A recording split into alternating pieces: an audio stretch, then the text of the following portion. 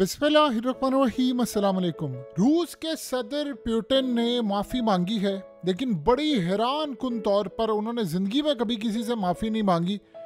लेकिन एक ऐसा इंसिडेंट हुआ है जिस पर सारे इल्ज़ाम लगा रहे हैं कि रूस का मिज़ाइल हिट हुआ है और इस मिज़ाइल ने एक तैयारा जो मुसाफिरों का भरा हुआ था उस तैयारे को हिट किया। 42 लोग मारे गए हैं और इस सूरत हाल में रूस पर इल्ज़ाम लग रहा है, जबकि पुतिन ने सिर्फ माफ़ी मांगी है कि हमने आपको लैंड नहीं करने दिया तैयारा अपनी किसी एयरपोर्ट पर, जिसके लिए माफ़ी चाहते हैं। और इस सूरत हाल में तैयारा तबाह हो गया। अब सारी दुनिया देख रही है ये हुआ क्या है। ये इतना ख़तरनाक इंसिडेंट हो गया है कि इजराइल, अमेरिका, यूरोप और ख़ास तौर पर यूक्रेन चाह रहे हैं कि अज़रबैजान इसका बदला रूस से ले और उसके खिलाफ कोई कार्रवाई के लिए आगे बढ़े। ये मामला क्या है ये ज़रा सबसे पहले समझ लें। अज़रबैजान की एयरलाइन असल में फ़्लाइट एक थी, ये बाकू से ग्रोजनी जाना था इन्होंने। ग्रोजनी बेसिकली जो एरिया है ये चचनिया की एक सिटी है। चचनिया में जा रहे थे, इसमें अज़रबैजान के लोग काफ़ी सारे थे।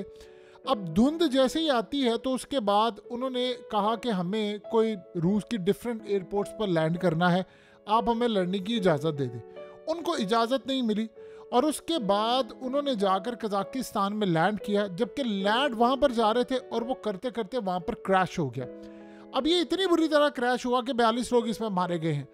अब उसके बाद की सूरत हाल ये आई कि सारी दुनिया इस वक्त ब्लेम कर रही है कि रूस ने इसको मारा है। पुतिन की जानिब से ये बात कही गई है कि इस वक्त हुआ ये था कि हमने आपको लैंड की इजाज़त इसलिए नहीं दी क्योंकि यूक्रेन के ड्रोन्स और उसकी चीज़ें हम पर हमला करने के लिए आ रही थी, तो हमने वहाँ पर उनको हिट करना शुरू किया है, तो लिहाजा हमने आपको इजाज़त नहीं दी। अब रूस ने ये नहीं कहा कि हमारे मिसाइल ने मारा है आपका तैयारा या कुछ हुआ है। अब इस सूरत हाल के अंदर बड़ी अजीबोगरीब कन्फ्यूजन है, क्योंकि यहाँ पर अब जो बैरूनी हाथ नज़र आ रहा है वो मामला बड़ा ख़राब है और चीज़ें ऐसी लग रही हैं कि जैसे फंसाया जा रहा है रूस को भी और बड़े मामलात ख़राब है। अब सीन ज़रा समझने हुआ क्या है कि चीज़ें कितनी ख़राब है। अब वो कह रहे हैं कि रूस का एक डिफेंस सिस्टम था, उसने मिसाइल मारा और मिसाइल सीधा जहाज़ को जाकर हिट हुआ, सारे लोग मारे गए। अब जहाज़ के अंदर की वीडियोस और बहुत सारी चीज़ें देखिए, जब आप किसी जहाज़ को यानी को हिट करते हैं तो वो बुरी तरह तबाह हो जाता है, यानी इमीडिएटली पता चलता है। जबकि सारी सूरत हाल के अंदर मामला ये लग रहा है कि पूरी तरह एक गेम भी सेट की गई है। जो मुसाफिर ज़ख्मी थे, जो बच गए हैं, उन्होंने बताया है कि हम जहाज़ में थे, अचानक से अंदर से एक धमाका होता है और छत फटती है और उसके बाद ये तबाही आती है। जबकि आप जहाज़ को अगर देखें तो उसकी बैरूनी साइड पर गोलियों के भी निशानात हैं और बहुत सारी चीज़ों के निशानात हैं। अज़रबैजान ने सिर्फ इतना कहा है कि बैरूनी कोई हमला हुआ है, उन्होंने नाम नहीं लिया, क्योंकि कजाकिस्तान के अंदर चूंकि जाकर एक क्रैश हुआ है तो नाम नहीं उन्होंने लिया किसी भी जगह का, क्या हुआ क्या नहीं हुआ। रूस ने कहा कि जी हमारे मुल्क पर हमला हो रहा था जो यूक्रेन की जानिब से, तो हमने ये काम किया। अब ऐसा लग रहा है कि गेम एक पूरे का पूरा खेल सेट किया गया है और इसमें रूस को भी फंसाने की तैयारी है, क्योंकि अभी तक अमेरिका, यूरोप और बाकी सारे ये कह रहे हैं कि जी रूस का मिसाइल लगा था आकर और उसने इसको मारा है, हिट किया और ये टुकड़े टुकड़े हो गए और इसमें लोग मारे गए हैं। रूस की जाने से अभी तक इसको डिनाई किया जा रहा है कि हमने तो ऐसा कोई काम किया नहीं है। इसकी अब इन्वेस्टिगेशन जारी है। अब सीन ये हो रहा है कि अमेरिका भी इसकी इन्वेस्टिगेशन कर रहा है, यूरोप भी कर रहा है, ये एक रिपोर्ट जारी करने वाले हैं। इस रिपोर्ट के अंदर गालिबन ये इल्ज़ाम लगाने वाले हैं कि रूस का मिसाइल हिट किया था और उसने जाकर तैयारा हिट किया है। और इस सूरत हाल के अंदर रूस अब सेफ कंट्री भी नहीं है, इनके मिसाइल भी नहीं है, लिहाजा उनके खिलाफ अब सबको मिलकर एक बड़ी जंग करनी चाहिए। अब सीन यहाँ पर यह हुआ है कि उस वक्त अमेरिका और बाकी ताकतें इल्ज़ाम लगा रही हैं कि असल में अज़रबैजान को भी यकीन है इस बात का कि GPS सिस्टम असल में फ़ेल हो गया था, वहाँ पर इलेक्ट्रॉनिक जैमिंग थी जिसकी वजह से असल में ये मामला हुआ, फिर उसके बाद जाकर हिट हुआ। जबकि जो मुसाफिर बचे हैं वो ये बता रहे हैं, उनमें से जो कुछ बच गए वो कह रहे हैं कि हमारे यहाँ पर कुछ अजीबोगरीब मामला हुआ कि अंदर से ये मामला हुआ है, फिट हुआ है, यानी तबाह किया गया। सवाल ये पैदा होता है कि अगर अंदर से फटता है और प्लानिंग ये है कि रूस के ऊपर इल्ज़ाम लगाना है, तो ये धुंध वाला चक्कर क्या है? क्या जानबूझकर ऐसा वेदर क्रिएट किया गया है कि वहाँ से वो डाइवर्ट हो और उसके बाद एक खेल पूरा रचाया जाए? क्योंकि अभी तक रूस ने कहा है कि हमने काम नहीं किया। मुसाफिर जो बच्चे हैं वो कह रहे हैं कि अंदर से हमने फटने की आवाज़ सुनी है। कुछ लोग ये कह रहे हैं कि हमें धमाके की आवाज़ आई थी, हम जहाज़ के अंदर ही बैठे हुए थे। यानी वीडियोस भी ये बता रही हैं कि वो क्रैश करने की कोशिश कर रहा है।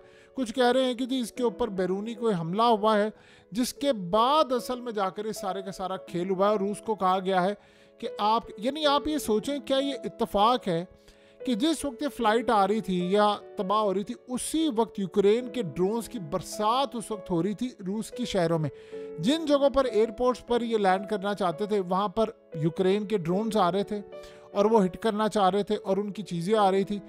एग्जैक्टली उसी वक्त जहाज़ के अंदर टेक्निकल फॉल्ट, ये कह रहे इलेक्ट्रॉनिक जैमिंग की वजह से वो होना शुरू हुआ है और वो वहाँ पर जाकर गिरता है। अब अगर लेट से ये रूस के अंदर गिर जाता तो फिर भी उन्होंने यही बात कहनी थी कि ये मिसाइल हिट हुआ है।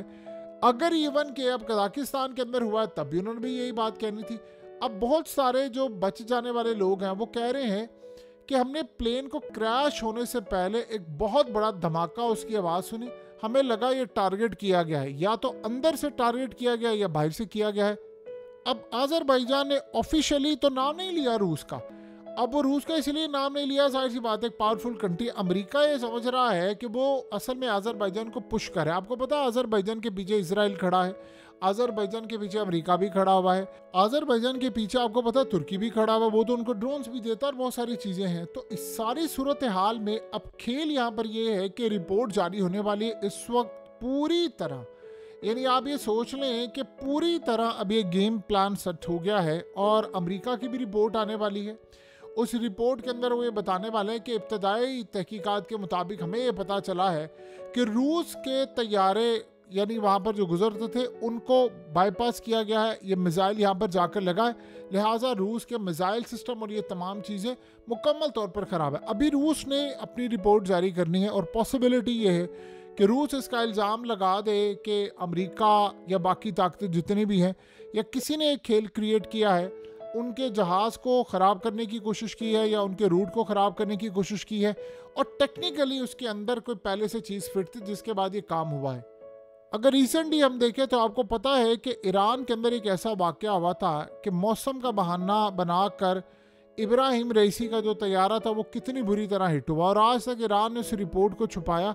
अब असल में सूरत हाल ये है कि इस तरह के वाक़यात करवा कर आप एक जंग ऐसी छेड़ना चाहते हैं जो पहले से मुसल्लत है। अब मिसाल के तौर पर पॉसिबिलिटी है कि इसमें हो सकता है कि रूस का मिसाइल भी हिट किया हो, ये भी पॉसिबिलिटी है। और ये भी पॉसिबिलिटी है कि इसके अंदर पहले से कोई पीछे से कोई साइबर हमले हो रहे हैं, उसको पूरी तरह हैक भी किया जा सकता है, उसको मैनेज भी किया जा सकता है, जैमिंग का भी सीन हो सकता है। अब अजरबैजान को यानी पूरी तरह पुतिन ने कहा है कि वो माफ़ी मांगते हैं, इस बात से नहीं कि हमारा फॉल्ट था, वो कह रहे हैं माफ़ी हम इस बात से मांगते हैं कि हादसा हुआ, हमने आपको लैंड नहीं करने दिया। उन्होंने कहा लैंडिंग की वजह ये थी कि ड्रोन्स आ रहे थे, हम पर हमले हो रहे थे, तो हम उनमें इंगेज थे, हमारे मिसाइल सिस्टम उनका दिफा कर रहे थे, यानी ड्रोन्स को तबाह कर रहे थे, अपने मुल्क का दिफा कर रहे थे। तो आपको हमने यानी असल में सुबह 8:55 पर इसकी परवाज़ भरी थी और 11:28 पर यह हादसा पेश आता है। तो इस सूरत हाल के अंदर अगर ये मामला ऐसे ही है तो ये बात आप ज़हन में रखें कि आने वाले वक्त के अंदर ऐसे भी हालात पैदा हो सकते हैं कि रूस का भी कोई तैयारा ये तमाम चीज़ें वो हिट कर सकते हैं। अब इस तैयारे के अंदर जो अक्सरियत थे वो अजरबैजान से उनका ताल्लुक था, कुछ इसमें रूसी भी थे, कजाकिस्तान के भी थे, किर्गिस्तान के भी थे। अब अगर आप देखें तो वो पुराने अगर आपको सारा नज़र आएगा तो ज़्यादातर इसमें बहुत सारी ऐसे थे जिनका ताल्लुक यानी अगर अजरबैजान के बाद हम देखें और ये तमाम चीज़ें ये सारी की सारी आपको पता है वही स्टेट्स हैं जो सोवियत यूनियन से टूटी हुई है। यानी सारे के सारा अगर देखें तो रूस के अपने ही मामलात सारे नज़र आते हैं। अब सवाल ये है कि अगर जहाज़ के अंदर से धमाका हुआ है और अंदर से कोई चीज़ रखी गई है तो फिर आप ये समझ लें कि सारी सूरत हाल के अंदर मामलात बड़े ख़राब हैं। फिर तो किसी भी यानी जहाज़ को आप तबाह कर दें, आप रूस के ऊपर इल्ज़ाम लगा दें कि जी ये हो सकता है, ये फलाना हुआ है, कुछ भी हो सकता है। रूस असल में अभी उसने बड़ी वजाहत जारी की है और बड़ा क्लियर पैगाम दिया है, अजरबैजान के प्रेसिडेंट को भी बड़ा क्लियरली पैगाम दे दिया है कि भाई हम इसमें शामिल नहीं हैं, तो आप किसी गलत फहमी में या किसी के दबाव में आकर ये हरकत ना कर बैठना कि हम पर इल्ज़ाम लगा दो या फलाना लगा दो। आप गौर करें तो अचानक से चीज़ों को समेटा जा रहा है, शाम के अंदर से रशिया को मुकम्मल तौर पर निकाला गया है और अब भी ऐसी सूरत हाल पैदा की जा रही है कि यहाँ पर भी ऐसा कुछ मामला सामने आ रहा है। आने वाले वक्त में आप एक बात ज़हन में रखिएगा, ये दुनिया भर की एयरलाइंस जहाज़ गिराना, चीज़ें गिराना, ये अब मामूल बनता जाएगा। और उसमें देखिए कॉन्फ्लिक्ट जहाँ पर हो रहा है, लड़ाई जहाँ पर हो रही है, वहाँ पर आप कोई भी चीज़ भेजते हैं तो इस सूरत हाल के अंदर आप एक्सपेक्ट कर सकते हैं कि वहाँ की एयरलाइंस जो हैं उनको हिट किया जा सकता है। यही वजह है कि यमन की जानिब से जो मिसाइल इस वक्त आ रहे हैं उसमें उन्होंने बेन गुरियन एयरपोर्ट को हिट करें, तो वहाँ पर भी हमको ऐसा मरहला देखने को मिल सकता है कि वो हिट करें और कोई तबाही हो जाए वहाँ पर।